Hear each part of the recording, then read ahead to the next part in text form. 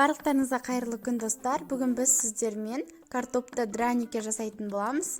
Бұл өте бюджетті тағам деп айта аламын. Сіздер бұны таңғы асқа да, кешкі асқа да ұсынсаңыздар болады. Дәмі енді керемет шығады. Міндетті түрде видеоны соңына дейін қарап, каналға тіркеліп, лайк басып, комментарий қалдыруды ұмытпаңыздар. Бізге қажетті заттар: 2 картоп, 1 пияз, 1 жұмыртқа, 2 ас қасық ұн және де шым-шым тұз. Ең бірінші картопты үккіштен жақсылап өткіземіз. Картопты үккіштен өткізіп болғаннан кейін жуаны үккіштен өткіземіз. Екеуін жақсылап араластырып, үстіне жұмыртқаны саламыз.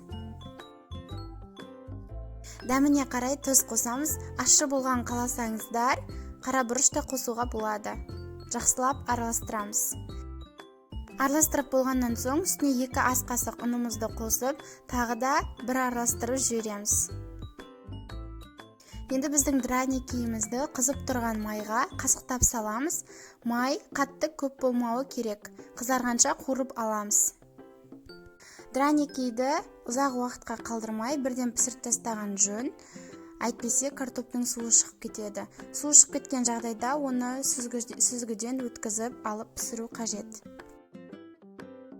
Біздің драникиіміз дайын. Бар болғаны 10-15 минутта ғана дайын болады. Міндетті түрде жасап көруге кеңес беремін. Таңғы асқа да, кешкі асқа да, гарнир ретінде берсеңіздер де болады. Қасына балық қосып берсеңіздер де болады. Өте керемет тағам.